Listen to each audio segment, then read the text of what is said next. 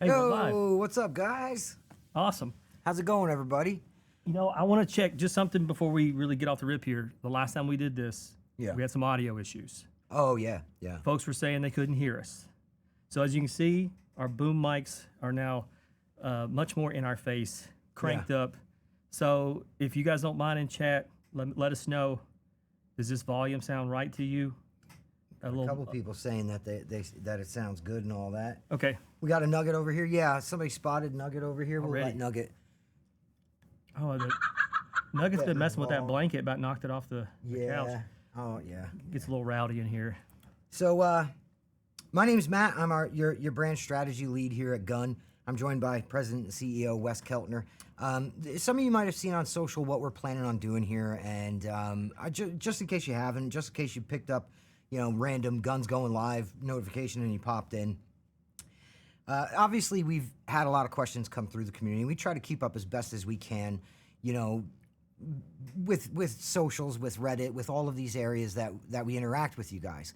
That being said, some things sometimes, maybe those questions are answered more in like a reply, like a one-on-one thing, and they don't make that, greater audience of the community. So we felt like in order for you guys to know where we're at and what we're doing, we needed to just put it out there and say, okay, get your questions in this thread. We'll answer them live. We'll talk a little bit. And hopefully at the end, we'll have some time to go through some live questions that are in the chat. Now, I will say this. Chat is being moderated. We've got a whole team out there. You guys might know Sid, Andy, Raj, and Mel. They're all out there watching, moderating. We got Rob producing over there. Quick shout out to Rob. Well, hey, there he is. Everybody's kind of all hands on deck working this thing. So, and we got Wes there too. Everybody's kind of all hands on deck working this. So, drop your questions in the chat. Feel free to drop them now, even though we're going to be answering that Reddit thread first.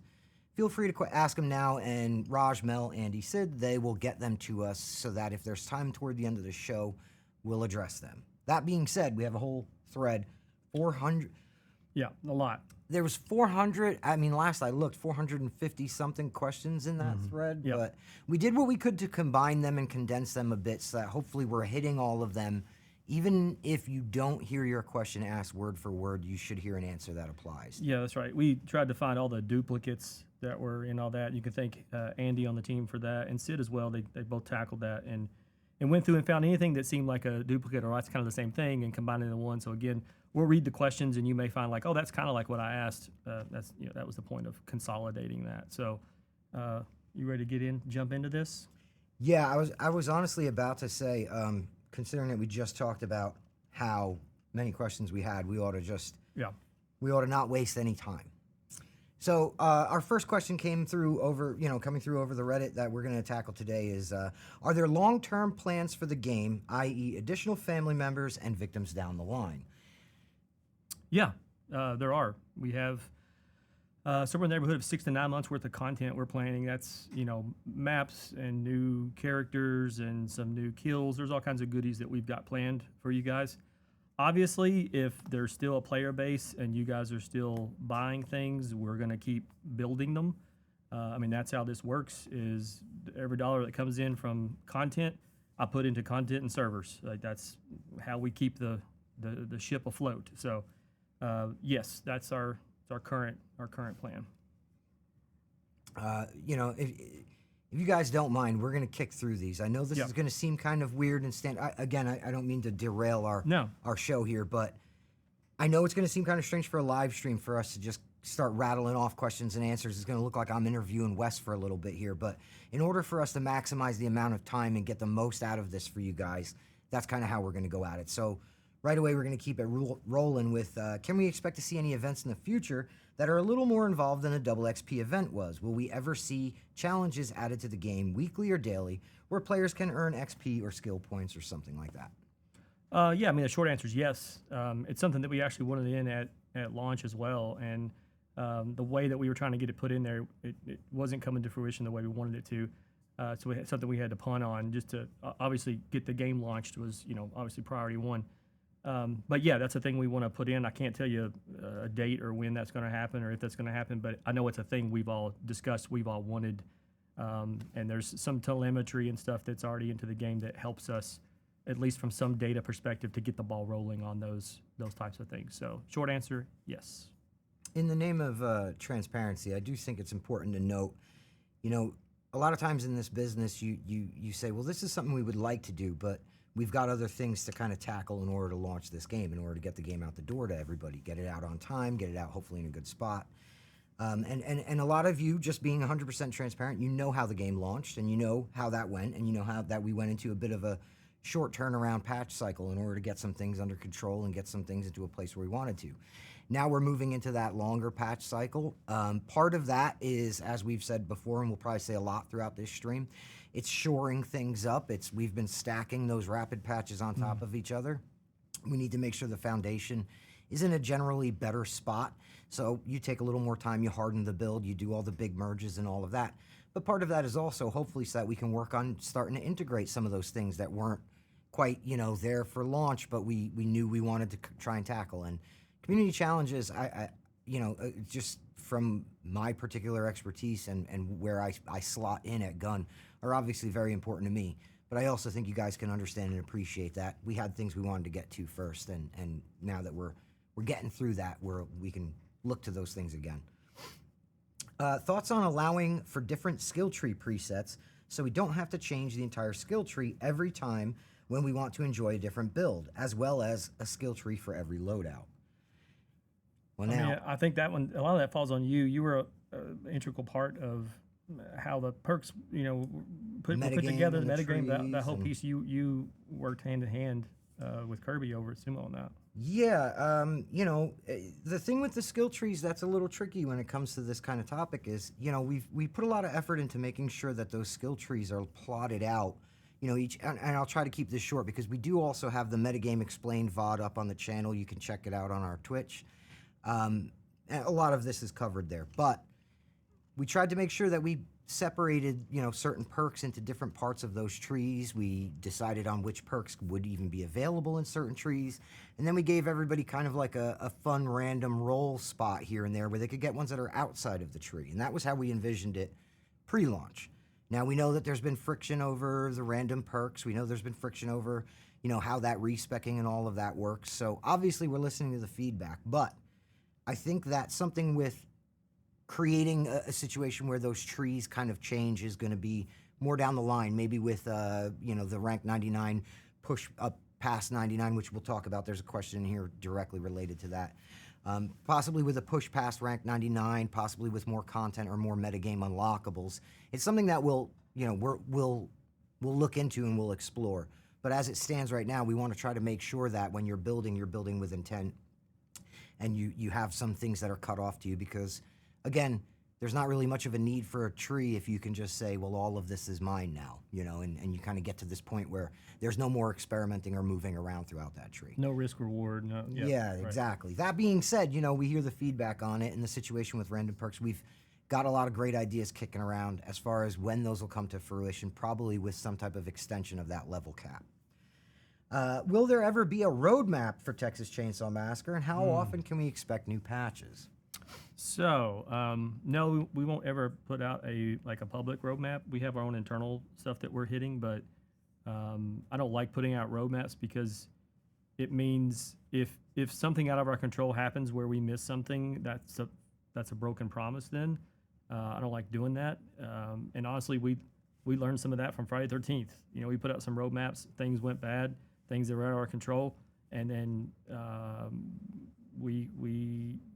it didn't go well.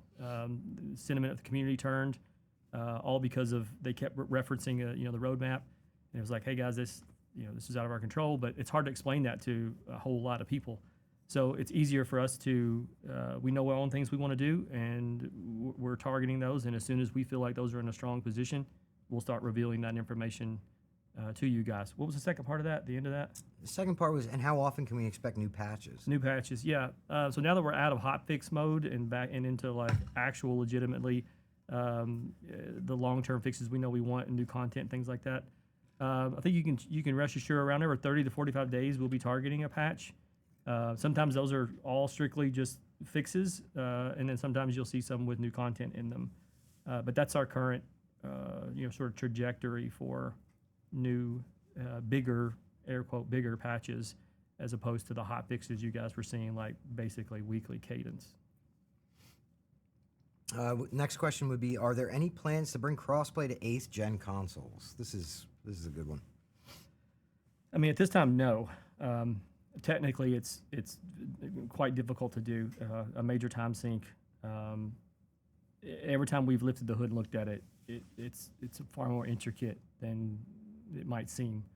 I'm not saying no forever. It's not going to happen, but right now it would eat up so much of our time of the things that we know we want to do that we're concentrating on new content and fixing some things that are there, getting some quality of life stuff done that we know we want. And that it's just a bigger nut to crack. And again, it's not a definitive no, but right now it's not on the docket.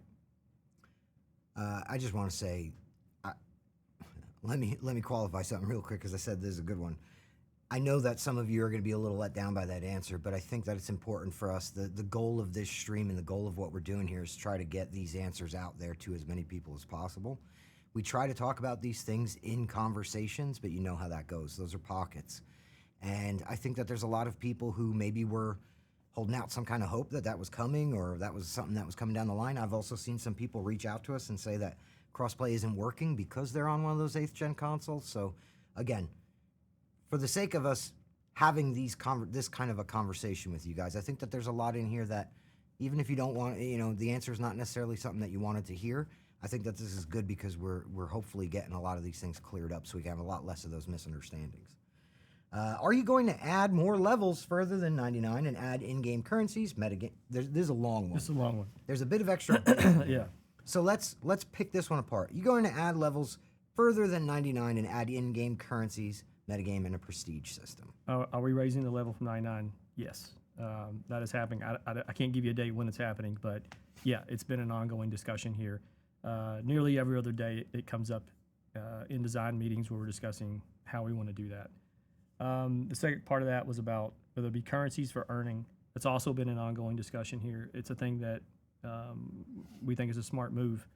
It gives people something to grind towards, and it gives them obviously also an option to, if you can't afford or you don't want to buy the content that we're putting out, is there an alternate way that you could get to it? Yes, and I think that's fair, and we want to work towards that. Again, I don't have a date in front of me because we literally came out of hotfix mode, which is just, putting out as many fires as we can, as fast as we can.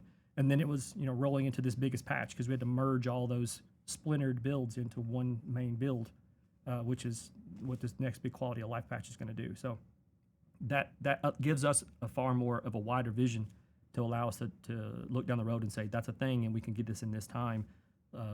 Let's figure that out. So the short answer on, will there be currency in the game? We want it.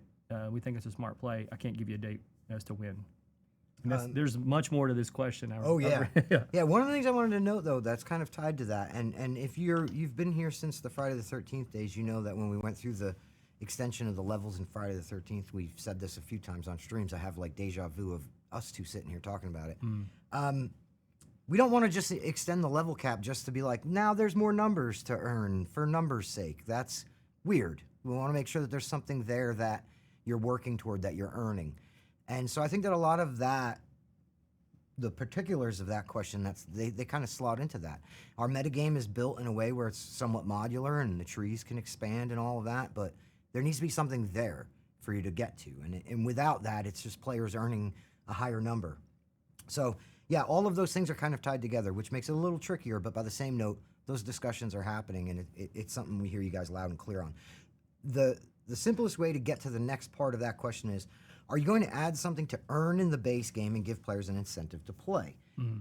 Now, that would be, I take that, and I hope I'm not misinterpreting the question, I take that as the base game like sub 99, just in general. Will that currency work its way back down that way? Right. Or are there things that are like, if the level goes up, are there things that are going to appear in that right. I can cosmetics, unlock? So on, And the answer to that is yes as well. That's something that we want to do as well, because it kind of makes sense that if there's things that you can buy and things that you can earn, that should be in the game. Next up, will you add more achievements and trophies? I'm gonna let you tackle that one. Well, here's the thing about adding achievements and trophies. There's a group of people who, achievement hunters and things, and even just non-achievement hunter folks who are just like, yeah, cool, that's another thing to work toward. There's a group of people who are like, hey, don't mess with my, platinum trophy. 100% Yeah, exactly. Yeah. But again, I think it ties into that concept of we don't want to add things just to be like, we did that and now there's more things. So where they make sense, would we consider it? I'm sure that we would consider it. I think what we want to hear from you guys is how you guys feel about it, because I'll be honest, aside from this question and maybe a few off the cuff comments, I haven't really heard too much either way. I would have to check in with Sid and Andy out there on the community side a little more about that.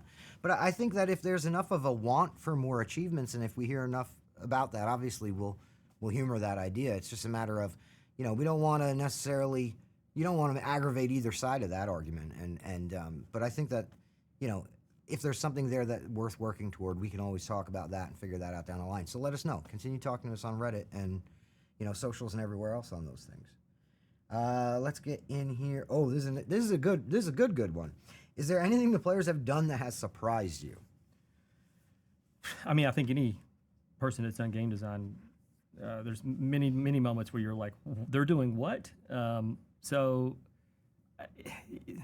the odd thing is, you always, when you sit and design the game, you always then say to yourself, yeah, but people are going to play this like faster than what you've designed it to do, and you know that in your head.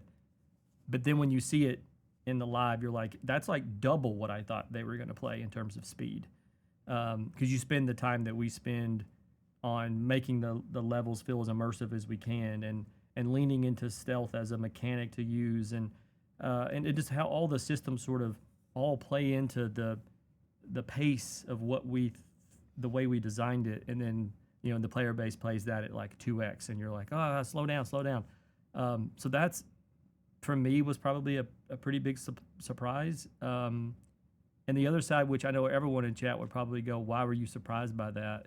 I guess it's because the internet always, you just kind of roll your eyes, but a lot of horny people out there in the world. The horniness is off the charts. It's at a 10 out of 10 for stuff in the game, and I'm like, what?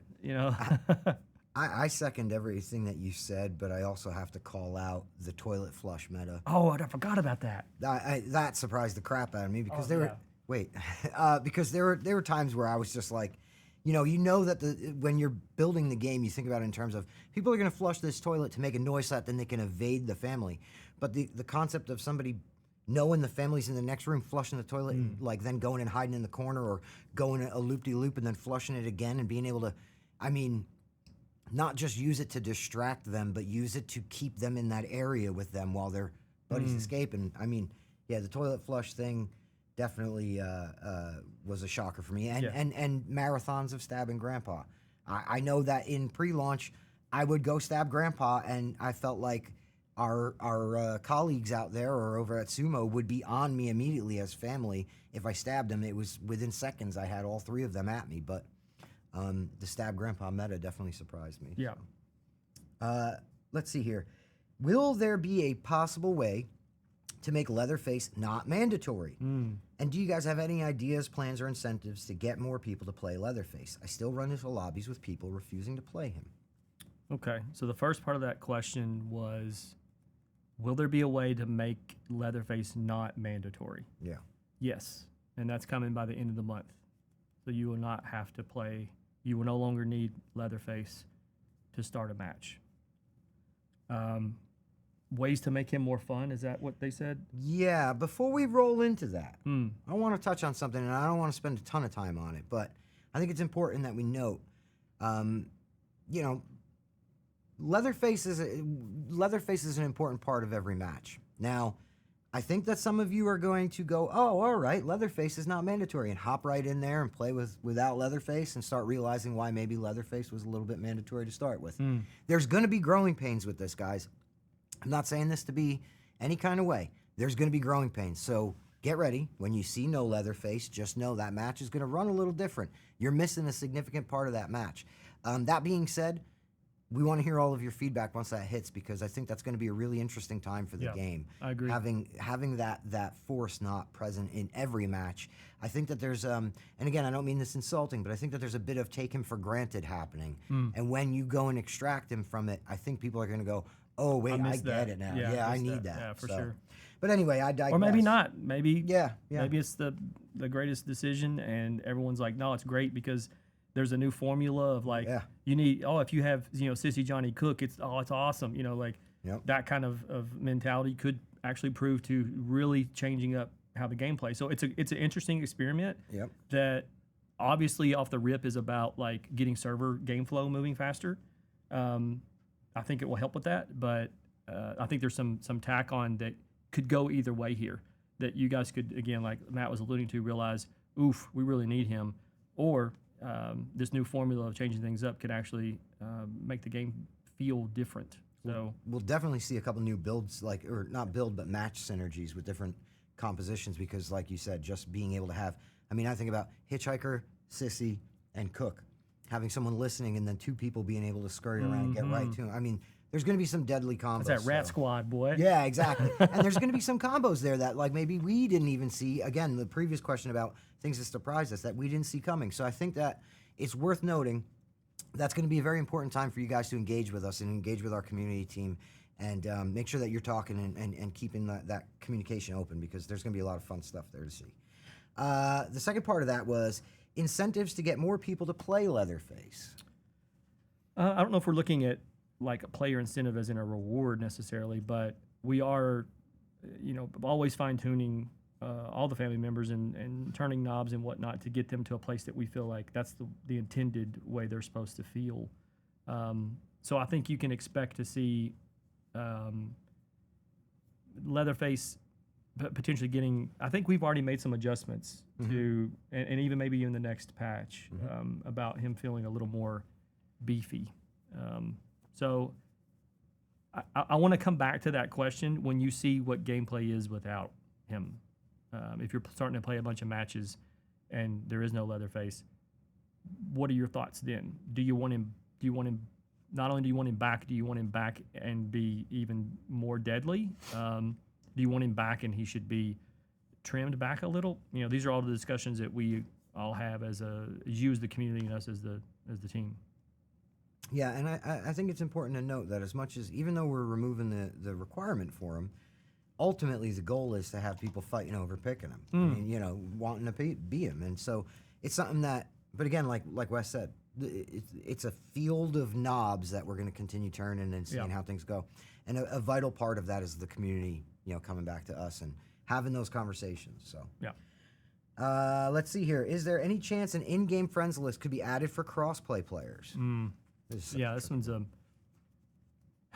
the short answer is no, and I know that's probably blunt and terse for you guys, but that would mean we have to build an account system. That's just the way that crossplay works. The fact that players from different platforms can play together. The only way to be able to then create a friend list is to have our own account system. It's why like a PlayStation player can't like friend list into Microsoft's ecosphere and the Xbox. Like you just can't do that.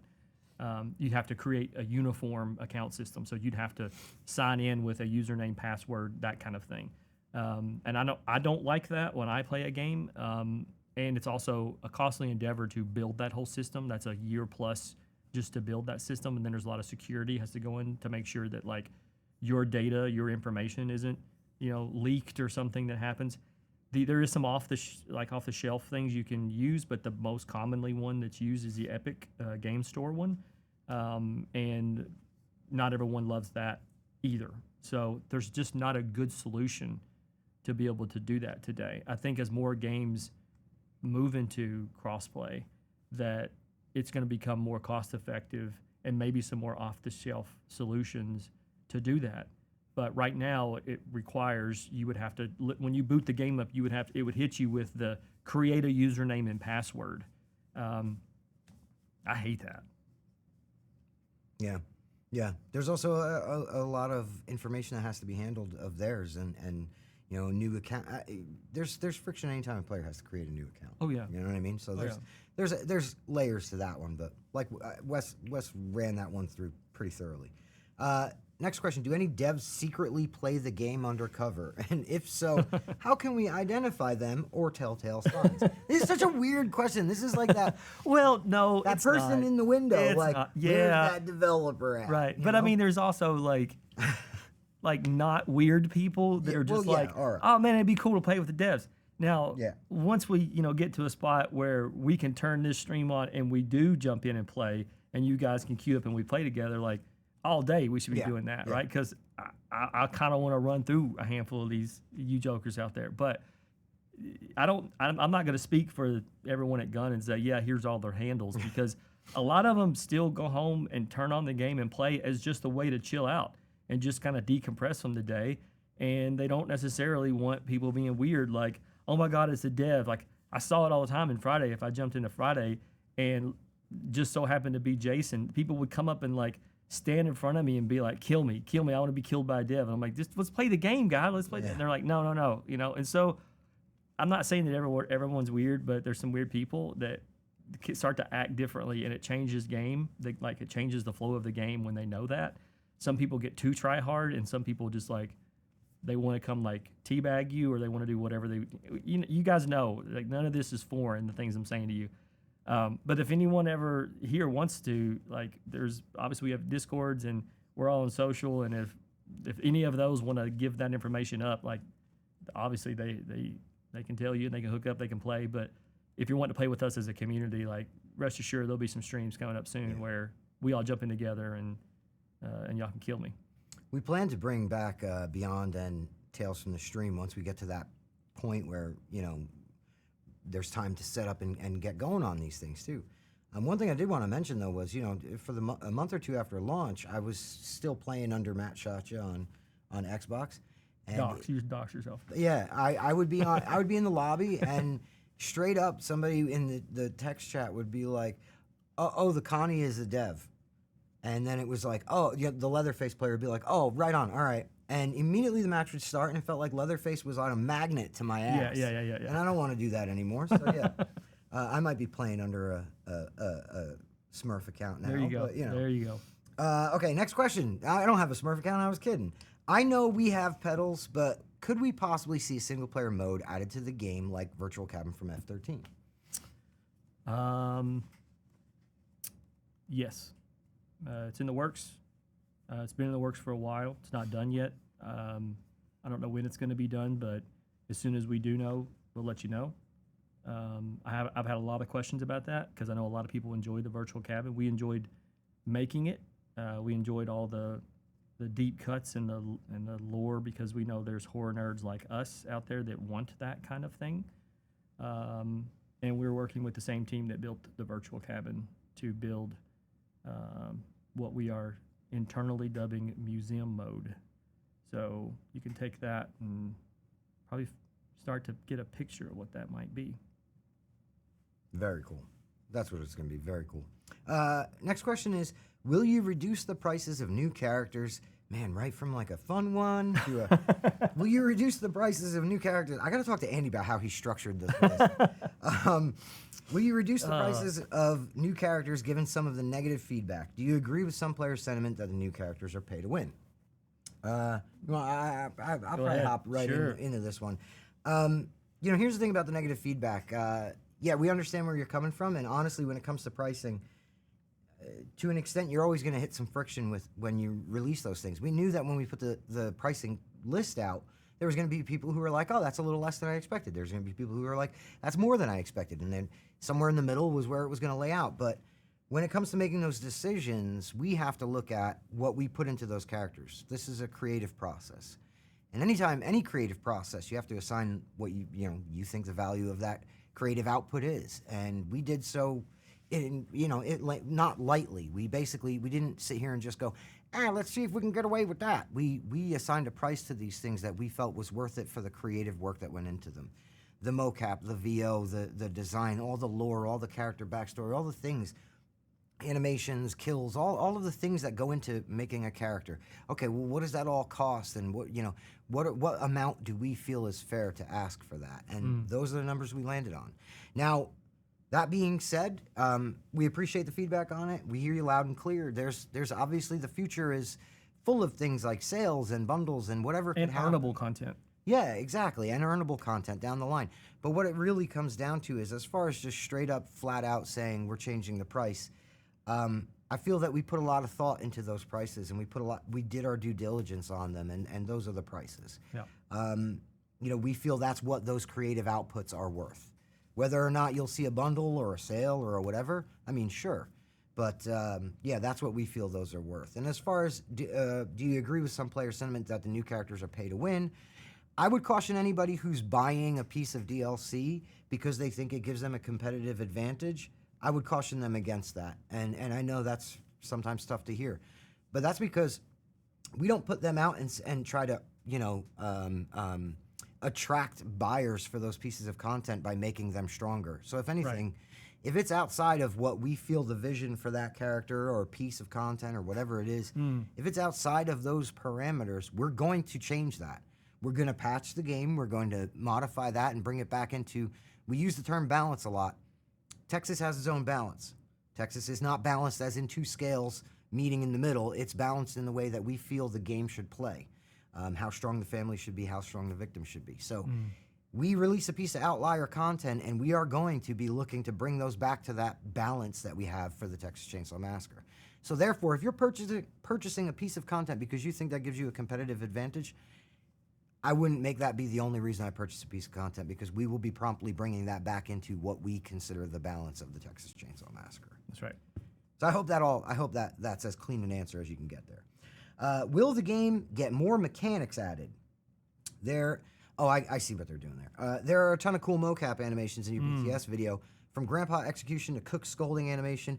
Why were things cut in 2021 motion capture? Yeah. So in video games, a lot of stuff gets cut. You have dreams, and you have even the time and the money that you put into things that you want in the game. And then as the deadline is approaching, you got to start cutting things. Every game in the world goes through this. It's a very painful moment for all the creatives on the team, because you've invested an enormous amount of time and creativity and money into this thing that you wanted, and then there's not enough time to put it in there. And if you, in continuing to like delay a launch to get those pieces in, also isn't usually not a smart play.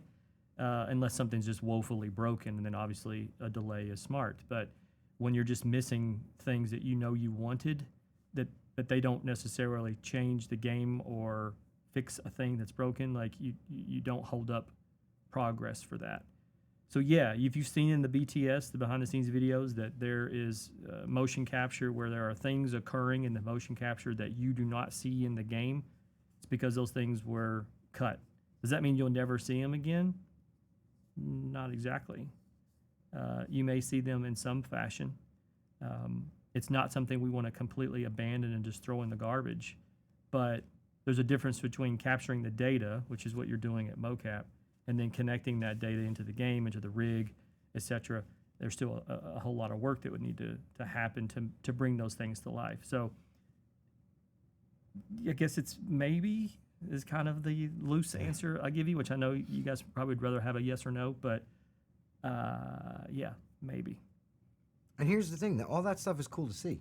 Oh, yeah. I mean, I love the idea of. I love that we can keep that in that video and show people, hey, look, this is part of that process. In my mind, a true behind the scenes is this is everything that happens, and that does happen. You shoot a lot of things that you get back and you go, that's not really going to work, or that's not going to make the cut, or oh sure, just like films have deleted scenes, and when you rent, when you buy the Blu-ray, you get to watch all the stuff that didn't make the cutting floor. I mean, that's games. Every game gets that stuff, and sometimes they can work it back in, and sometimes it does have to be completely abandoned because the game has transformed over the years that it's been out. That it's no longer, it doesn't even fit anymore. Like, it wouldn't make sense. You'd have to shoehorn it in to make it work, and it just doesn't vibe with like what the game is at that point, because you're building a game and you have a singular vision, and you launch the game, and some parts of that vision change because you touched it, because players played it, and it can change a little. You still keep the clear vision of what it is, but there's parts of it that become malleable and adjust and change and shift. So you can't always just go back and get that thing and say, and this little Lego piece just fits in perfectly now. Like, no, it doesn't anymore. But yeah. Next question. Will we ever get skill-based matchmaking? No. That's a short answer. Skill-based matchmaking is usually something you find in competitive-based games. Gun does not make competitive games. Gun makes cinematic horror experiences. We try to immerse you in the world of a film to make it feel like you were in a film. I've said it 6 ways to Sunday, is when you're with your friends and you finish watching a horror movie, the credits roll, you look at each other and you say, what would you have done? We make games that answer that. And that's the whole point of it. It's fun with your friends. Get to put your money where your mouth is. Would you have ran? Would you have fought? What would you have done? We try to build games with tools and mechanics and systems that allow you to answer that. What we don't do is make a game that, for people to get sweaty in and get toxic and yell at each other. And skill-based matchmaking can be a road towards that. Now, does that mean forever, never in the future, we're never going to have that? If the game is getting long in the tooth and we're starting to see a bifurcated audience and there's a need for that, it's a thing we would discuss and look at. But right now, the game doesn't need it. Do you guys plan on adding more family cosmetics? Yeah, we are. And I think you're going to see some potentially in the next, 60 days, give or take. I'd like to say end of year. It may spill into the first, but it's right in that window that, yeah, you're going to get that. And next, this is a good one, just because they left a statement at the end of it. When can we finally expect more news about the newest killer map and Survivor? Love you guys. We love you too. Nice. This is you mind if I tackle this one? Please knock it out. Newest killer map and Survivor. I don't know, killers and survivors. I think we're talking about family and victims, but Yeah. So newest family and victim member and map. We're going to be talking about those more over the course of the next 2 weeks. And I get to share some good news for once, and you'll be seeing them and playing as them by the end of the month. Ooh, Bang. that's big time. Let's go. Let's go. Big time. Okay. What was the process like creating new characters to put in the family, Sissy and Johnny? And did you guys consider lore from the original movie when trying to create these characters and their story? I'll lead off, but I want you to fill Sure. in here because you actually had a lot more firsthand on this. But you guys know the name Kim Hinkle.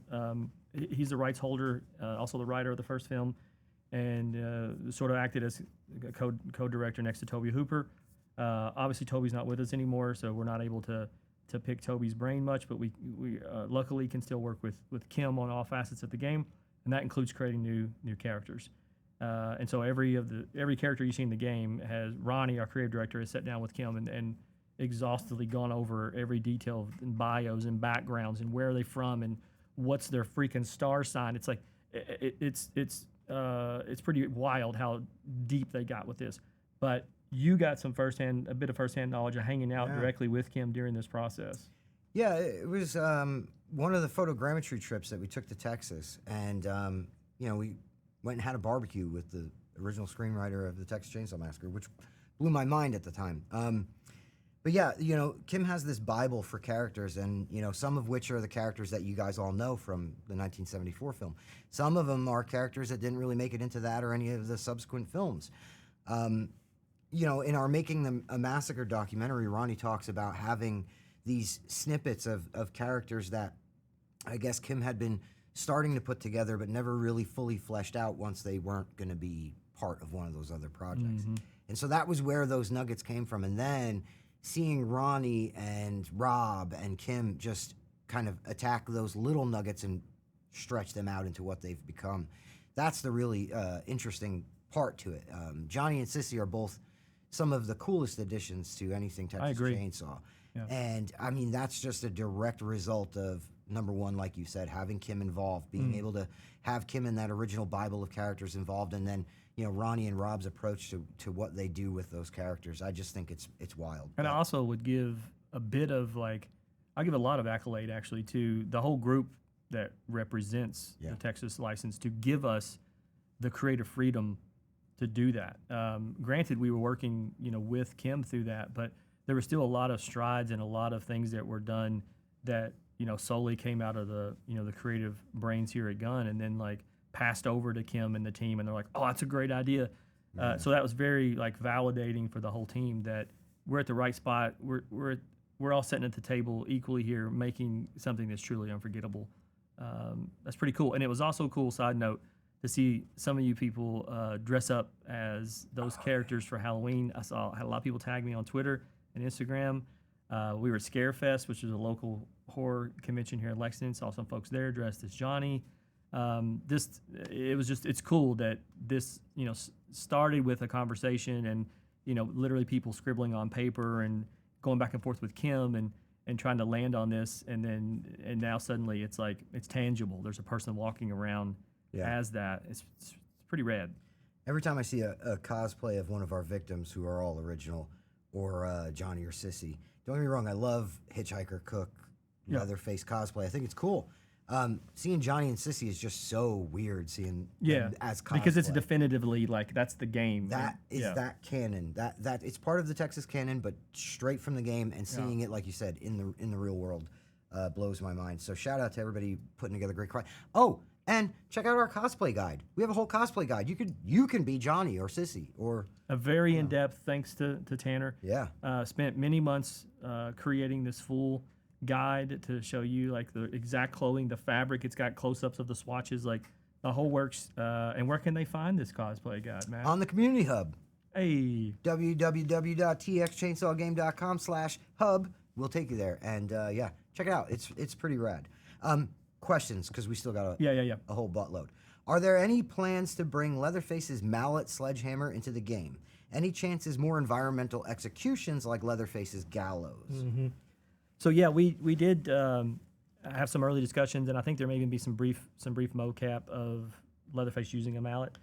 The difficult part was we didn't like that, like Leatherface exchanging weapons and things. It would be odd. Like, what would he do with a chainsaw? Like, he's not going to stick it on his back. Like he's, Ash from Evil Dead or something. Like it didn't match. If he set it down and then pulled out a mallet, it's like, then how do you get the chainsaw back? You have to walk back over and pick it up. And players would, in some instances, would like, oh, where'd I lay the chainsaw? Or, something weird happens where there's a high ping and the chainsaw disappears into the earth. You've seen weird stuff happen in games. So that felt like we were just asking for some troubles like that to happen. Now, does that mean you're never going to see that? You might see something in the future that is affiliated with that weapon, but more on that in the future. The second part of that question was about, I think, sort of contextual kills or executions. Yeah, environmentals and Correct. things like that. Because obviously, Leatherface can take someone to the gallows. We've got plans for some other things. We don't have all those all totally ironed out yet. It is on our wish list, and that's what's good about moving out of hotfix and into a normal patch cadence is we finally get to go, take a breath and go, all right, wish list time. The stuff that didn't make it, the stuff we always wanted to do, the stuff that was only sort of half done and we had to stop because of whatever reasons, we get to come back and look at those things. So I think you can expect that in the future, but I can't give you a date as to when, but we are getting back to the mocap studio pretty soon. Yo. Let's see here. We these are kind of related, so we're going to condense a couple questions. Was it planned for other family members to have their own environmentals similar to the gallows? Yeah. And will there be an option in the future to select multiple executions for family or like tag team executions? Sure. Since these are all execution related. Yeah. I know that the conversation we've been having were more universal, contextual, so like anyone could potentially use, as long as it wasn't something that you needed to carry someone to, because it doesn't make sense that maybe some of us smaller family members can't necessarily carry someone. But so we're discussing like those pieces. So more info on that whenever we get something that's more concrete of what we want it to be. I think tag team executions are amazing and would be super cool to have in the game. We don't have plans for it. But I know really early on it was a discussion that I think Ronnie and Rob may have had. I was pulled in on some of those meetings.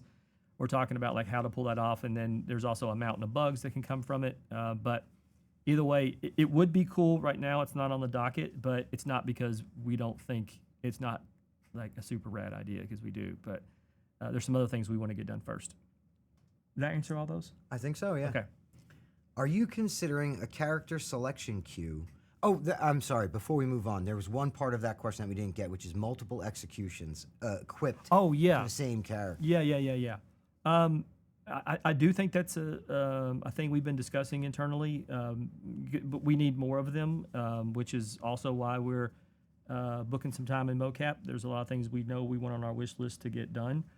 So being able to equip some, that's a thing that we are discussing as well. Again, I don't want to start throwing out dates of when you can expect that, because it's still pretty early for us, and and we've got some things already that we're planning sooner rather than later. So yeah, that's Yeah.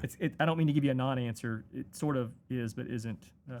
One thing I will say is more executions is always a good thing, but it's important to note that that comes with a certain, there's mocap, there's, Yeah. Then get the mocap in, do the animations. Sure. It's not, it's even when you leave the mocap volume, it's not like, well, now that we recorded Yeah, that, plug it in the you're game. you're a third of the way done Right, at that right. point. Yeah. So there's a bit to that. But that being said, it falls under the category of like we've said numerous times, there's a want, obviously. Yeah. Keep talking to us about those wants, and we'll keep trying to make sure that we tackle as many as we can. For sure. Are you considering a character selection queue before loading into a lobby so we have a better chance of playing the character we want to play? If you don't mind, I can jump in on Yeah, this one please a do. bit. Yeah. Here's the thing with something like that. That splinters off that player base, and you start to create issues where, match times get longer, things like that. We recognize that people want to be able to play the character they want to play. I mean, that's obvious human nature. I pick that person. I want to be that person.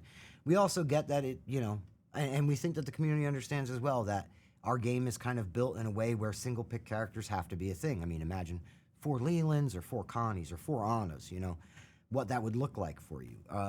So single pick characters kind of have to be a thing. In terms of a character selection queue, right off of the bat, you're saying if there's a character that's maybe a bit popular, now each of them are going off into their own independent lobbies if they're all in the same kind of, meeting the same kind of matchmaking criteria. They're all off now on their own independent lobbies as opposed to being grouped together and that match potentially starting right at that moment. You've now got 5 lobbies that are all waiting to fill. Right. So that's the kind of split of the player base that I talk about. That being said, I think that as we, roll out more characters and do cool shit, like we have, some stuff coming up by the end of the month, you're going to start seeing less of an issue of that as people have more and more multiple, options at their disposal. So Sure. that being said, it really, we think that there's other, I would say, more elegant or more detailed ways to kind of combat those kind of pain points rather than saying, well, here, select Connie and then go sit in a lobby just as you because everyone's trying in your region or whatnot is trying to select Connie. Rather than having that match time be a new pain point trying to solve some other one. Right. So, Yep. are there any plans for a better in-game report system to report abusive players? The short answer is yes. I mean, it's always something that we want to strive to give you better tools to do that. Yeah, it's on the docket. Yeah. I think that one of the things about reporting players that's important to note is, and this goes for Gun and probably any game studio under the sun, it's something that you're always watching for opportunities to improve. Yeah, for sure. There's never a moment where you're like, yep, that's not a problem anymore. And, that's just the nature of it. You have people coming together. You have to make sure that if something happens, that there's something at their disposal to, report it, make it known, whatnot. It's something you're always going to want to improve. Will we get more voice lines for existing characters going forward and possibly more lore drops? Yep. Because there are plans in the future for more characters, and what makes our game, one of the things that makes our game unique are the interactions, the vocal voice lines that are unique to when 2 people come together. We are always striving again to make a cinematic experience in a multiplayer setting, and that's one of the pillars that we think helps with that. So yeah, in terms of lore, yeah, you're always going to find lore in maps, and there are new maps. There's the museum mode coming. You're going to find some in there. So yeah, you're always going to be able to find that kind of stuff, and obviously checking out the hub that we have, where we put a lot of backstory on characters and stuff there. As we announce new characters, we usually get it on the hub and start describing some more background and bios and stuff about them. Absolutely. And, briefly, Ronnie puts a lot of work, Ronnie and Rob, everybody here at Gun, there's a lot of work that goes into not just creating these characters as in, okay, well, how do they play? What are their abilities? It's, like Wes mentioned earlier, their star sign, their personality, their hometown, where they come from, what makes them who they are, and why that's their ability. Yeah, we even talk about what kind of music they would listen to. Yeah. Like how would they dress? Because it obviously you got to pick out their clothes and stuff for them. Yeah, I mean it's an exhaustive discussion about one singular person. Absolutely. Until we're sick of talking about Yeah, this person. you know, that's what makes them more than just a character in a video game. They're whole people. Yep. And so, yeah, we like to try to do. Those of you who have been here since the beginning have seen. We like to do some creative things with that, and so keep an eye on the hub. Again, you know, we have a couple of things coming up, and each one of those is its own lore hit. So, Yep. does Wes mind elaborating on the process of acquiring interactive rights to licenses, likenesses, etc.? Since Gunn has the license of the first film, is there any hope for the legacy characters like Sally and Pam? Also, will the game stay in the 70s overall, or will the narrative move forward over the game's lifespan? There's a lot of questions in one. Yeah, this was. I mean, it would take a whole stream for me to get into the details of like, how do you acquire interactive licenses? Because it's a lot to discuss, and I've done that in some of my own personal streams. I've mentioned on Twitter a time or two about how that works. I've gone on podcasts and talked about that. It would take too long to go through the minutia of that. But do we want? Here's what I think this person is trying to get to, and maybe some of you out there as well. Does Gunn want the other films in the franchise, or in some capacity, do they want that in this game? Short answer, yeah. But it's not like I can walk into Walmart and say, yes, I'll take one Texas Part 3, please, and I have it. It doesn't work that way. It's usually multiple people have to say yes. Multiple people have their hand out, meaning you have to pay licensing fees for all those things. And at the end of the day, you have to always figure out, when you wrap all that cost in to just acquiring it, and then you have to build it. It's like, can you make enough money to offset what it costs to do it? Sometimes the answer is no. But do we want to do it? Absolutely. Are there conversations happening right now? Absolutely. I think there was multiple questions in this, so I want to make sure I got them all. There's definitely there's an angle here we should definitely address, which is legacy characters like Sally and Pam. Yeah. So that our game is based. It's a prequel. It's before that film took place. So it would be a bit odd to see characters from the film show up when the game was like Groundhog Day, right? It's months before the first film took place, and you're replaying that day. And so it'd be weird for suddenly to see characters from the film all of a sudden show up in that same time. It's not impossible, but at some point, is everyone okay with like the suspension here of disbelief and just go, whatever? We live in a post like Spider-Man metaverse now, and it's like, whatever, just do whatever you want. People want the content. Like, I mean, maybe, but also I don't have the rights to use those characters' likenesses. I can use their name, so I can call anybody. Like, I can just make a generic character and say that's this person or whatever. But if you want them, I wouldn't want that as a fan. I would want to look precisely like they did in the movie. So I have to track down that person, usually work with their agent, and then discuss a deal, pay the money, and then you make them. If you got to scan them, or you just making them from like portraits that they send in. It's a longer process. There's a lot to it. So I guess it also comes down to like, how many people really want that? Do you really want that, or do you want more like new stuff that you haven't seen before? Or from looking at the other films in the franchise, do we want to?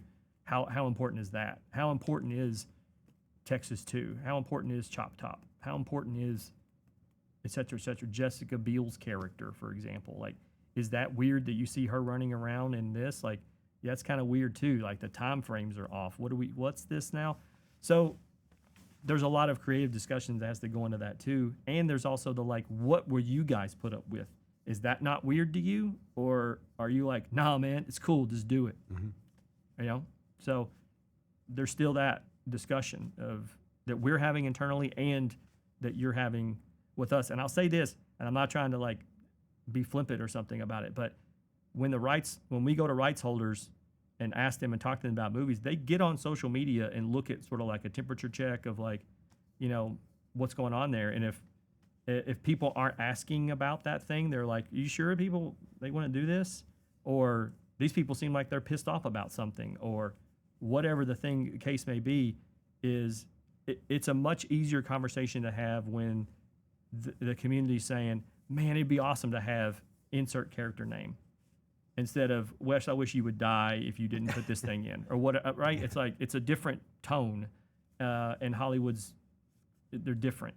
They're not used to game culture, I guess, if that makes sense. Anyway, Yeah, so I think that hits everything. Oh, there was one other bit of that.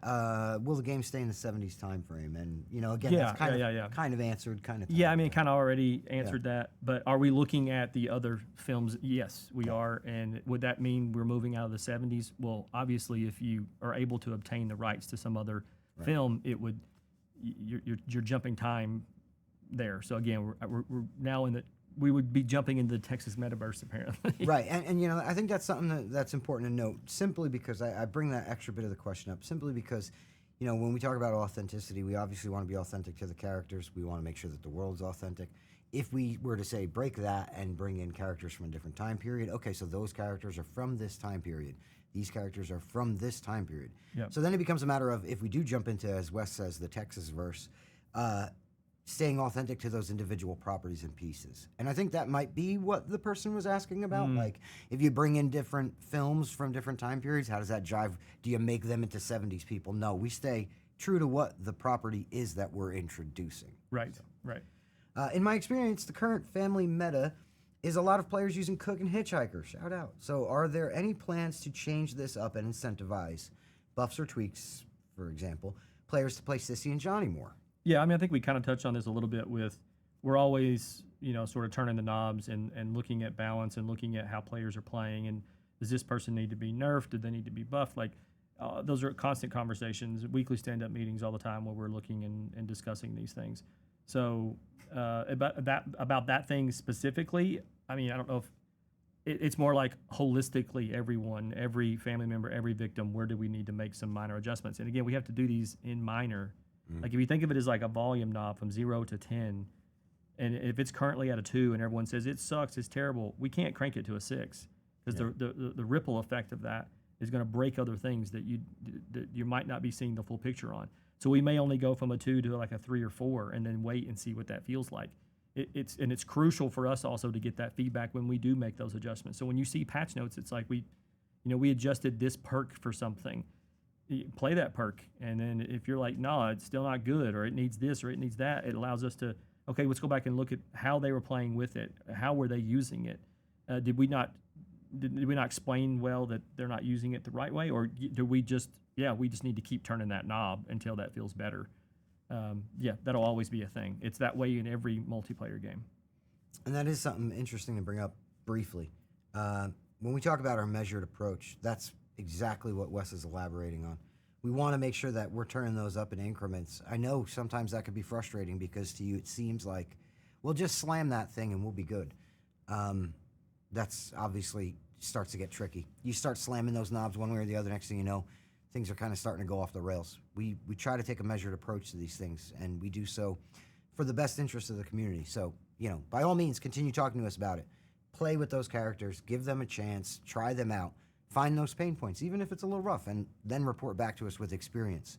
And we can work that into that measured approach and be all the better for it. This is a similar question, but on the victim side. Seems like Sonny is the least used victim. Bummer, because he's my favorite. Seems like Sonny is the least used victim, so is there any possibility of balancing, buffing, or tweaking Sonny's base attributes? Yeah, again, it's the same sort of response there. Yeah, we're always looking at making those adjustments. If he needs it specifically, then we'll get under the hood and take a look. But I think holistically, we're always tweaking things. Yeah. And when you see that patch note line come up, make sure you give him a shot and then let us know how it went. Yep. Will Gun continue to address the rush meta where it will be toned down in pace? TCM is built like a stealth game, but many players treat it as a mix of stealth and melee-ish. Does TCM plan to try to continue to make the game more like it was intended? If you don't mind. Go ahead. Yes, TCM definitely is built more like a stealth game, but we've maintained that we don't want to eliminate the opportunity to play differently. There should be moments of playing stealthy followed by moments of panic where you panic and you got to take off and run and do things. Not being stealthy should never not be possible. Not being stealthy should be a choice you make, and you basically take on said risk, knowing that it's more dangerous in order to get yourself out of a situation.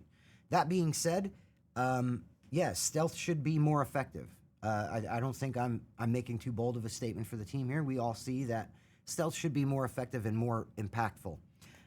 That way, stealth is slower, safer, and more effective. Speed is more dangerous, but can also be effective. Yep. So we have some changes coming up, actually. For We do. this. Yep. I think you'll start to feel some of those by the end of the month. I think Yeah. you'll start to feel some that we've been adjusting those knobs and pulling levers. So let us know. Yeah, as a matter of fact, the big patch has some changes in it that I think people who want to play stealthy are going to really enjoy seeing. All right. Can Gun confirm how far ahead is the content they have planned out for this game? Can we expect a good amount of content moving forward? Yeah, I kind of addressed that already. Yeah, we're looking at. I've got about 6 to 9 months, kind of on the docket here of maps and characters and cosmetics and kills and whatnot. So, I'm just sort of reaffirm back again. Yeah, if you guys are still there and still playing, and people still buy things, we're gonna keep making them. Yeah, 100%. Next up, we got a good one. Can you confirm Shirtless Johnny is in the works? Oh, here we go. Let's go! Here we go. Back to my original statement, right? Yeah. That these folks are Horny. horny. It's all right. We can say it. Yeah, I don't think. I'll say this. they're shy I'll say either. this about this is people have actually came to us a lot with this comment, with this request, but they've all came to us pretty cool about it. Granted, horny, yes. Weird, kinda, but no one's been a jerk about it. So for that, yeah, confirmed. There's a shirtless Johnny coming. When? You have to stay tuned. The fan base just exploded in horniness. Wait. Is there any plans to reward players for staying in matches longer than... is there any plans to reward players for staying in matches longer to combat the consistent disconnects? There's an issue where victims DC and it crashes the lobby. Will this be fixed soon? I mean, again, some of that you see in quality of life, the next patch that's coming, but I don't think we're really necessarily incentivizing people to stick around. Isn't that sort of the vibe that they're asking for? Yeah. No, that's not a thing we're doing. But there has been some works because some people DC for whatever, they rage quit, whatever. And I think there were some issues earlier on with like a family member's doing a kill and someone like DC's out because they don't, for whatever reason, they rage quit. The victim does, that the family member doesn't get the XP from that. That's been fixed.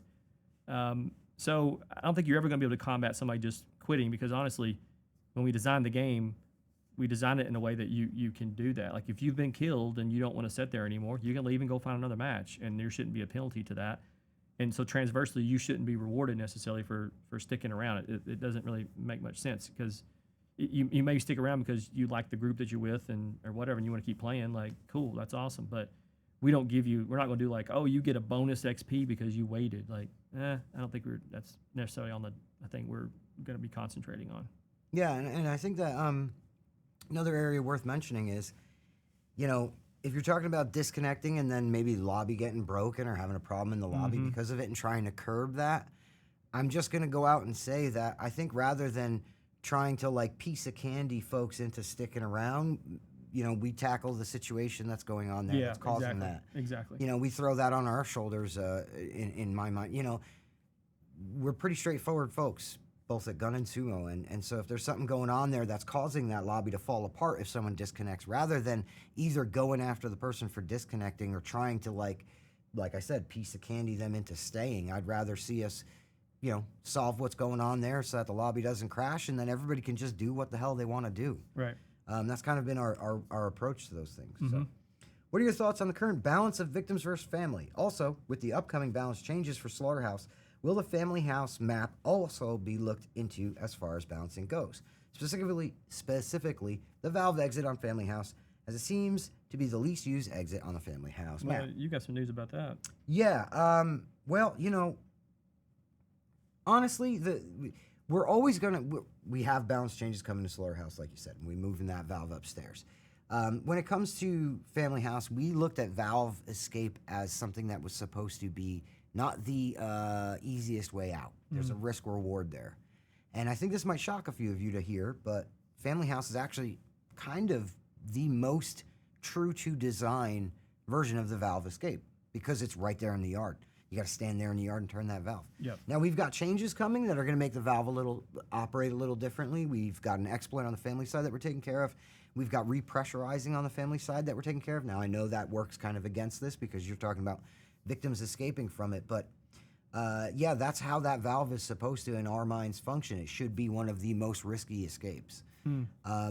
That being said, we're making the changes. We're bringing those valves out or the tanks rather, out into the kind of, higher traffic areas on Slaughterhouse to make them more visible, which will bring them actually more in line with Family House. Yep.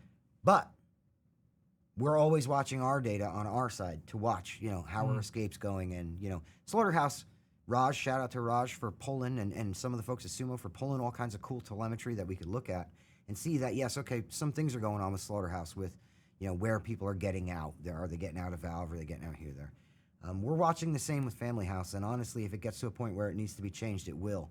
But we also think that the situation with the Slaughterhouse and the valve exit has kind of made a lot of victim players think, valve, valve, valve, that's the way out.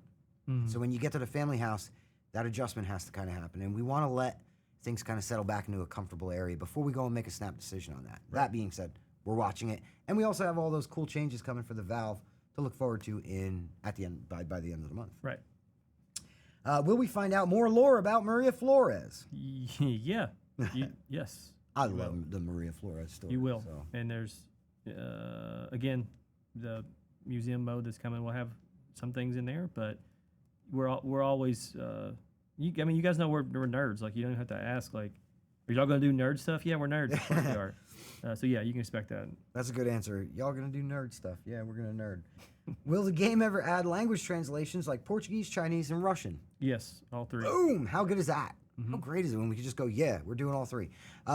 They will not be in this patch by the end of the month, but they are on the docket. I don't have a time frame for you guys. Stay tuned, but they are coming. If Chop Top were to be added into the game, would it be a cameo, a skin, with a new weapon, or a new family member altogether?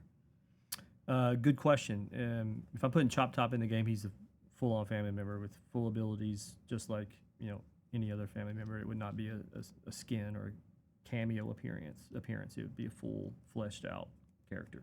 Got to give Chop Top everything that Chop Top deserves. 100% agree. Yeah. I live in Japan, and it's been so hard waiting for this game to come out on PS4. So, are there any plans to release it in Japan on PlayStation? Yeah. That's been an ongoing battle. I can't just call up like Sony Japan and they go, sure, and you're in the store. You have to work with a third party there. That's just part of the culture there. And we have been through like 2 different companies that trying to get that, to get a contract together, to get all the, and it's taking forever. But it's a goal I have. I can't make you a promise because it's out of my control. I can't just snap a finger and say we're in Japan now. But we're working on it. Next question is there any possibility that weather effects like rain could be added to the maps? At this time, no, because again, it takes place at a specific day, a specific time. While it does rain in Texas, the time frames that we were looking at, and when the game takes place, it's not cloudy, those storms are rolling in. It's also a pretty big cost to do rain because there's expectations of, did the clothes get wet? Did the clothes dry when you go inside? What about footprints? Did the mud puddles, did they form or were they already there? Do I create the footprints in the mud? What does blood do when rain hits it? Does it track footsteps in the house? Where can I follow those? There's a tack-on effect to the request that I know it's like visually, it's cool. It like gives visual variety to the game because it's raining and storming. That feels spooky. And I agree with all those things. It does. But then there's the expectations of, if you're going to do it, like don't half-ass it, full-ass it. And that would take a lot to pull that off when I don't think the cost and the time sink to do would have a big enough payoff that would offset it. But I think there's some things that we can do to the maps that can still help mess with variety and make some things more interesting that don't deal with like trying to make it rain or snow or whatever other weather effect. I even heard someone say like, "There's tornadoes in Texas," and I'm like, Are we Battlefield now? Right. Like we're gonna have a tornado come through and like it rips the front of the house off. Now everyone can escape. It's like just end the match right there. Right. Let's see here. Are there any updates for the ping too large that players in Oceania have experienced since launch? Yeah. So that's been a thing we've seen since launch. We upped the servers in that area, have a whole fleet there. And what happens when those fill up? I think you start to connect to other regions, and that's where you're starting to see that effect happen. So we're constantly making those adjustments to that fleet in that area. If you're still feeling it today, I'll sit down with Rob, after we get out of this stream and go through what's really going on in that area. Do we not have enough? Is it offloading too fast? Is it what's going on? Because I know we've already made the adjustments, and you should have felt that get a little better. Maybe it wasn't enough. So thanks for bringing it to my attention, and I'll get on that immediately and find out. Are we still seeing a problem there? Like what's going on? There is also a greater angle or wider spread angle to this that I'd like to mention, and there's some not necessarily particular to Oceania, but there's some ping too large issues kind of more widespread in some more other pockets. Yeah. We've made some adjustments there with last patch or possibly patch prior, and we will be making some adjustments again by the end of this month. Yes. Now, as you can tell by that being 2 times that we've made adjustments to that, that's something that could be ongoing. It's really important that you guys use support.txchainsawgame.com to let us know. I'm still seeing it as frequently, not as frequently, whatever times of day that you're seeing this. Keep hitting us with that, especially, during those windows following a patch when we note that we make those adjustments, because that's when we can really kind of dial in and see what's going on. Have you considered looking into the grappling mechanics, specifically that a second family member can execute victims mid-grapple? I actually have a great answer here. Let's hear it. We have, and it's in the Muerto Times. If you haven't seen the Muerto Times, please head to our Reddit. We have the 5th edition up now. It's the big patch, TM, trademark. There's over 250 fixes in the upcoming patch. Obviously, we can't put them all in the Times, so we put somewhere in the neighborhood of 15. But in the Muerto Times, there's a section called Under Investigation, which means those are things that aren't in the next patch, but things we're looking at. And grappling and how that entire kind of game mechanic works. Yeah. We're looking at that, and hopefully we'll have more news on that for you guys soon. Possibly maybe even the patch after the next patch. But yeah, we are absolutely looking at it, and we're absolutely looking at specifically the second family member in being able to execute immediately. Right. Could you add a steelbook case or a physical special edition of the game? I would buy it in a heartbeat. First of all, thanks. Yeah, thanks, first of all, to other fellow nerds out there that like that kind of stuff.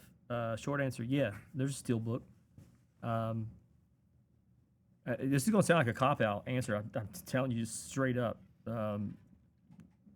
Before the game came out, months before, we reached out to try to get them made, and the lead time was months and months and months, blowing way past the launch of the game to have it done. And I reached out way ahead of time.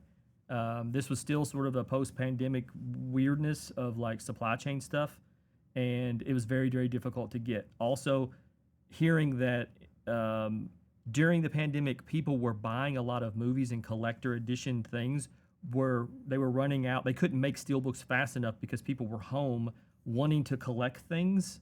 And so the company Steelbook couldn't keep up with making them fast enough, and it created this lag where I reached out long before, and they're like, there's no way we'll hit your date.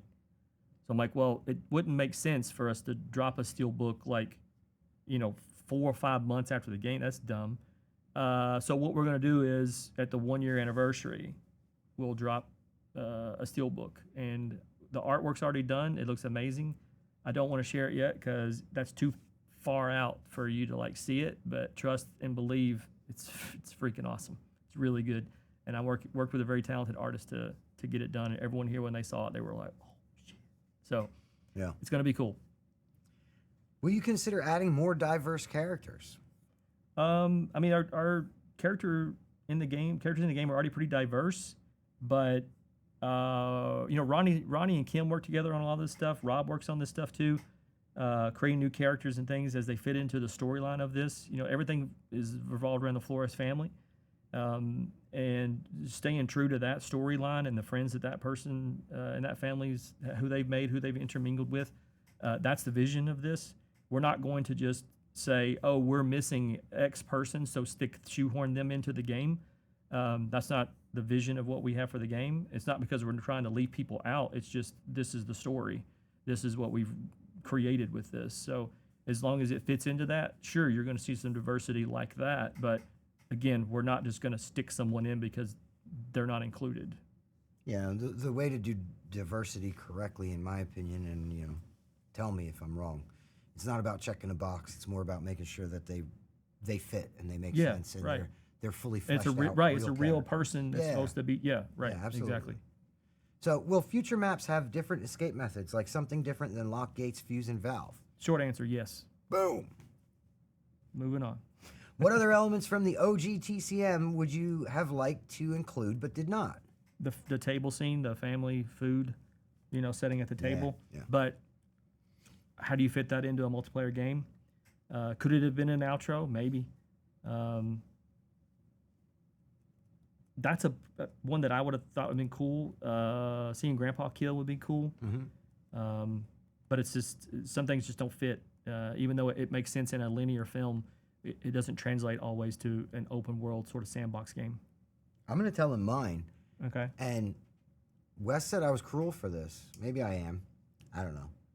I think there should be a truck that comes down the road out of the family house randomly every couple of matches. You're a victim and you escape, and the Black Maria truck comes by and just wipes you out.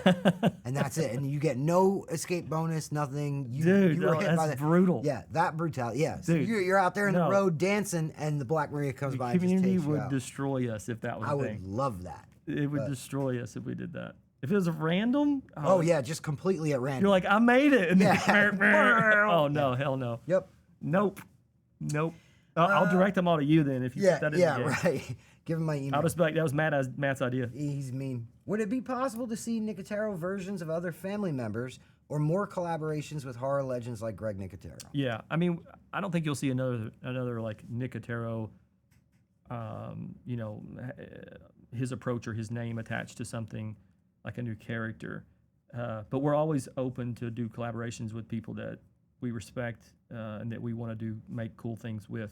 I mean, it's how Greg and I got together, was just sort of riffing off each other of things we're both passionate about and our work ethics and et cetera. And there was a lot of things in common. We just kind of hit it off. And yeah, I'm always open to making new friends and making cool stuff together 100%. Is there any update on victims or family stuck spots? I'm going to actually touch on this one. Some of that's in quality of life. Yeah, there's a bunch in quality of life. Well, the patch coming before the end of this month. I'm going to go out on a limb here, though, and say that outside of quality of life, there's probably a bunch more. And they're going to get reported to us, and we're going to have to get them in quality of life, too. And then there will be a bunch. This is a constant whack-a-mole thing. Yep. Now, one thing I will say is all of the modern consoles, and of course on PC, can grab screenshots. The best thing you can do if you get stuck in a spot is before you exit the match, shut the console off, whatever the case is, grab that screenshot, send it over to support.txchainsawgame.com, because that's one of those situations where we need every one of those screenshots. We need them to come through. Our support team, Mel, Raj, folks like that, will get that all sent over to the team, and we'll continue, whacking the moles as they come up. But I mean, it's how we reproduce bugs. Is when you say, if you just verbally were like, oh, I was behind the slaughterhouse and I stepped next to this thing and I fell through the earth or whatever crazy thing happened. We're like, yeah, but where? Because for us to go try to find that singular spot, and it could have been tied to something else. Is it just one character can do that, or can anyone fall through it? Did you have to be doing something? Was you in a state change? Were you putting a health kit on and then suddenly you fell through? So having as much of that detail work is how we then reproduce. We cannot fix a bug that's not reproducible, because it's the only way we can fix it is we reproduce it. And you see in the code where shit went sideways and you're like, oh, here we go. Otherwise, it's needle in a haystack. So it's not.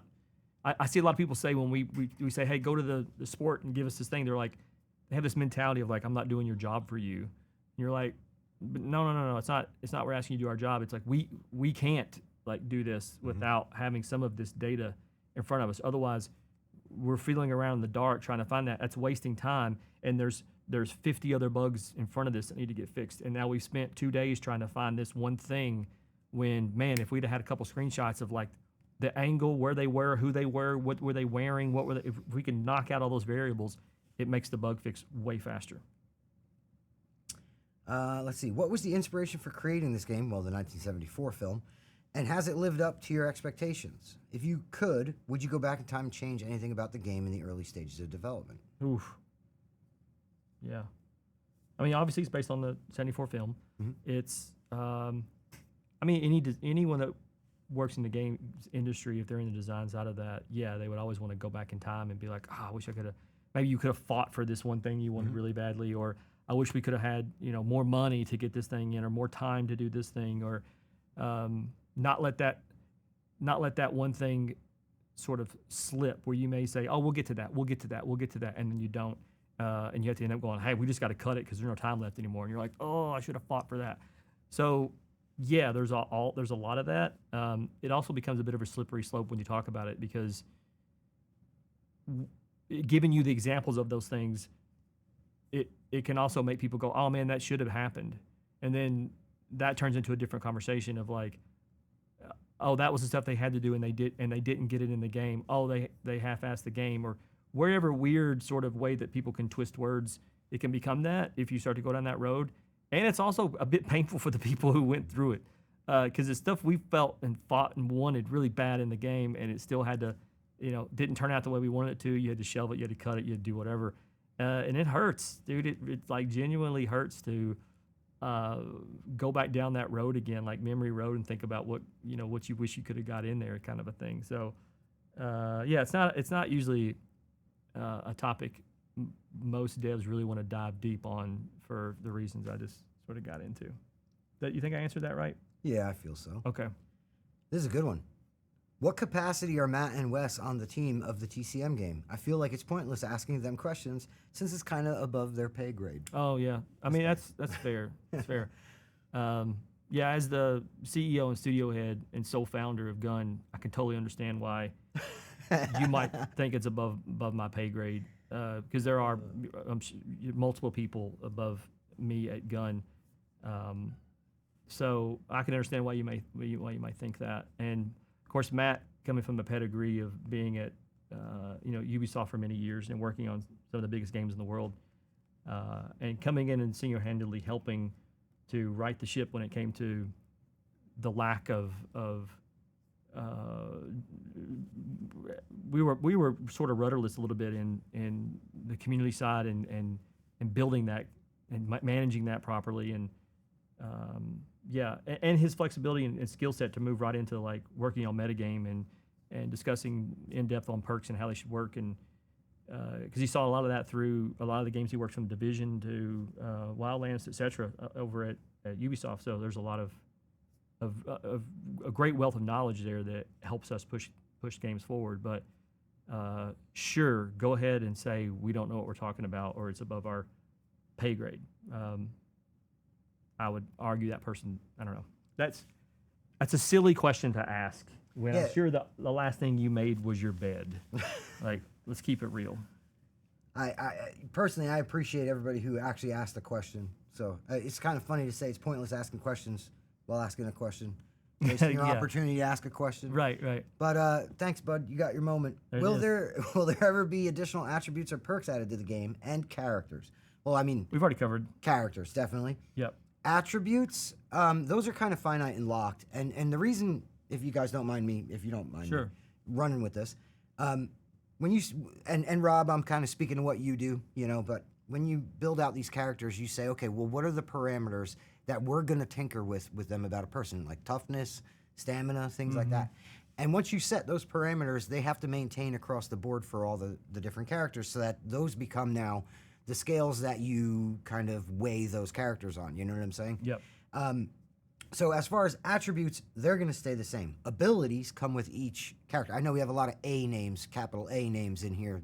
So in case you're referring to abilities, those come with each new character. Each new character will have a star sign ability unique to them. Their attributes, though, however, are locked. And then the last bit is perks. We definitely plan to look at adding and potentially removing perks. We also know that, and if you've played the game, you know that a lot of the family have unique perks.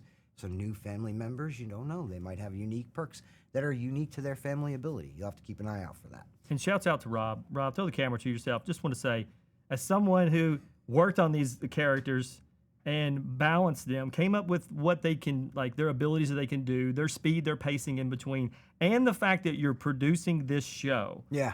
The multi-talented, I just want to say, bro, there's so many people above your pay grade. Like, Thank you very much. It's a pleasure. All right, let's see here.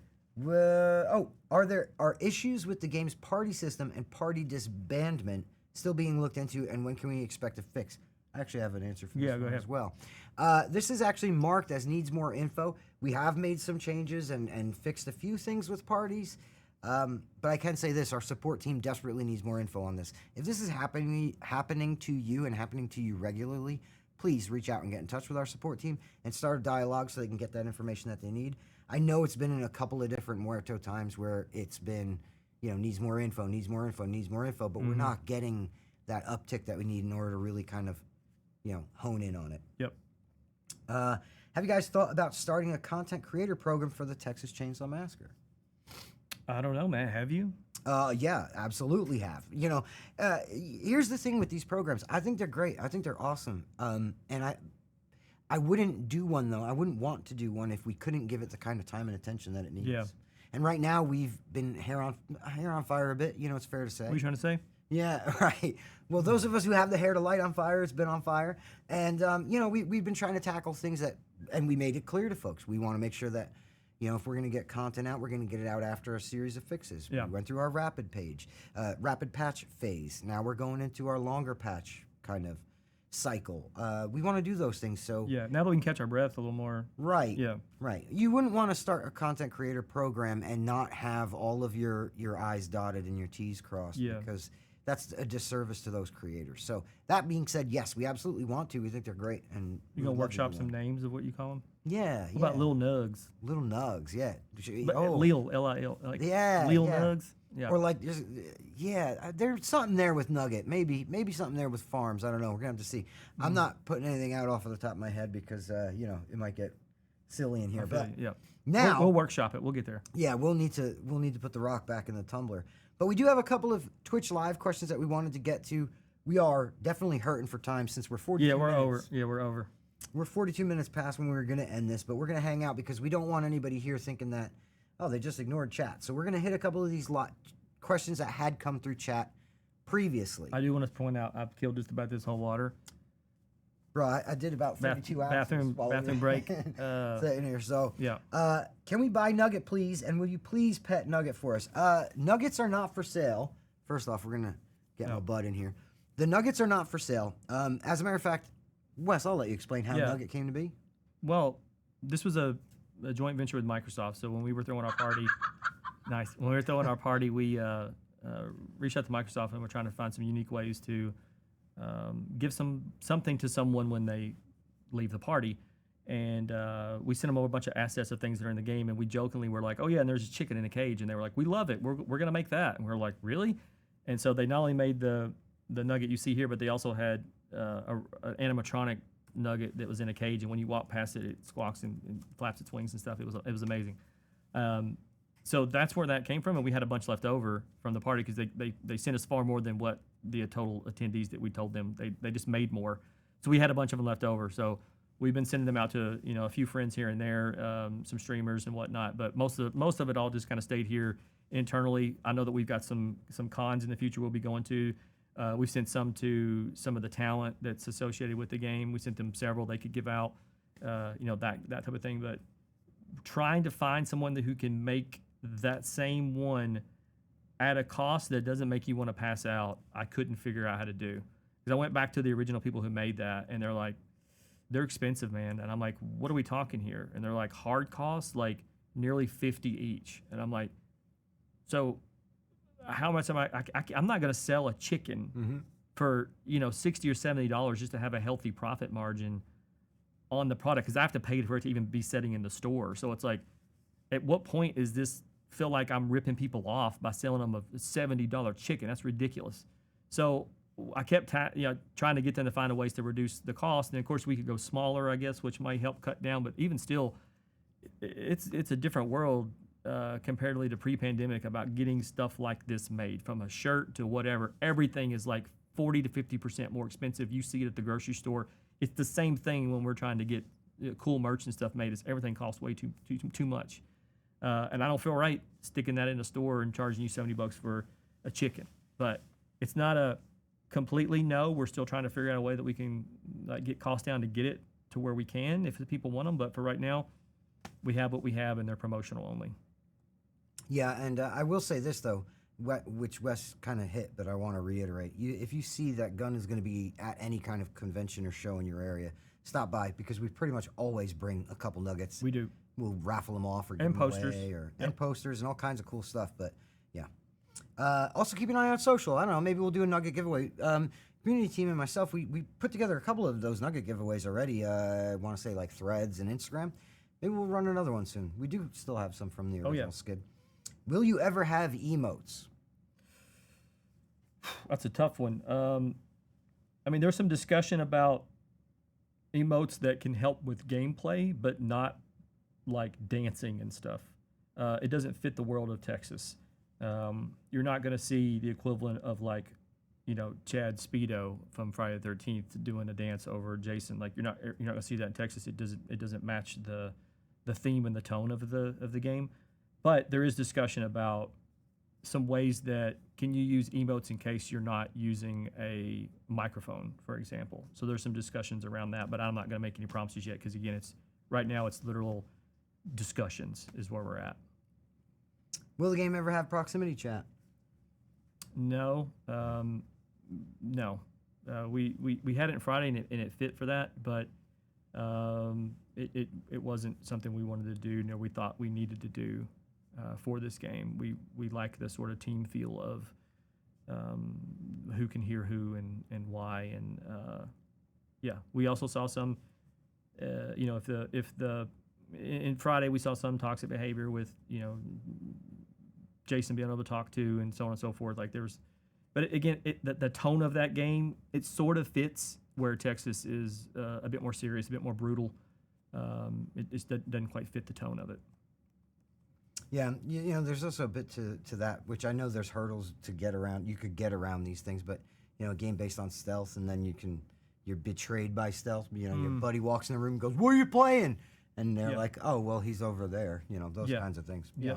Anyhow, will you make how are you preparing for additional lobby dodging once new characters are released? If you don't mind, I can jump into this one. Any game with single pick characters is going to deal with that. To an extent, you're going to have folks who they want to play that character. They don't get in. They drop out of the lobby. I think that there's a lot of things that we've discussed internally of like creative solutions to how we might be able to handle something like that, but none of those are quite out of the seed moment yet in order to share here. In terms of when the new characters are released, this is something that we're going to take the time to do right. We're not going to try and accelerate some kind of a change because of a perceived issue that when they drop with lobby dodging. So I'd much rather, and the team would much rather that we tackle this in a more measured and kind of calculated way. Those conversations are starting, but by the same note, we don't have anything to share on that at this time. Honestly, single pick games, you're going to have issues when you run out new characters. That's a thing that's going to happen. The most I can say is I think it's a good opportunity for folks to make sure that they're going back also through their catalogs.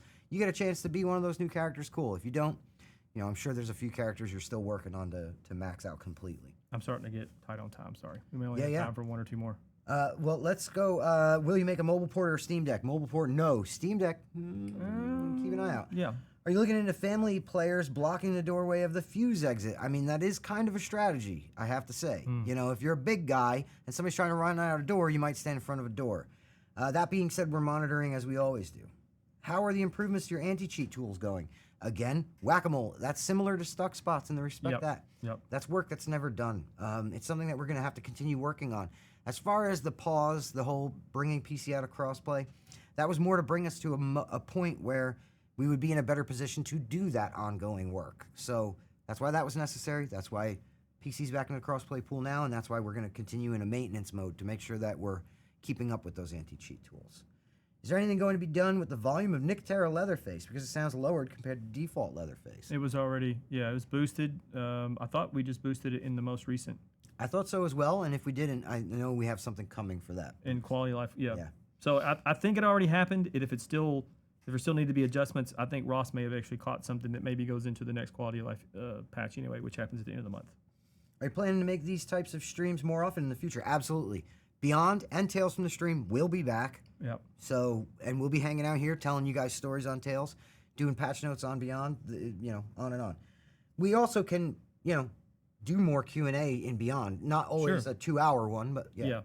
Will there be the ability to choose to play cross-play between either only the console's PC when you want to play with? That's something to stay tuned on. A more bespoke toggle for what type of Oh, right. cross-play you want. Yes. Yep. Something we're investigating and looking into, and hopefully we'll have an answer for you on that soon.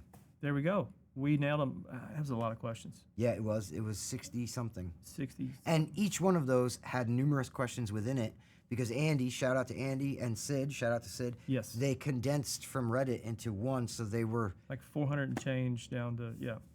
Great job. Awesome. We appreciate you guys hanging out with us. And thanks for taking the time to ask questions. Like, yeah.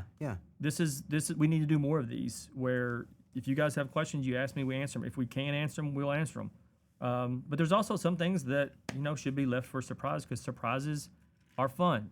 And that's what, is we should be all right with that. You should be okay with having some things you don't know and they just come out. But it's good for us to have this sort of little town hall type meeting where you guys came to us with your concerns and your questions and we're taking the time to answer them. And thanks for hanging out for this long because like you said, it's been about 2 hours. So so thank you for your patience and we'll see you on the next one.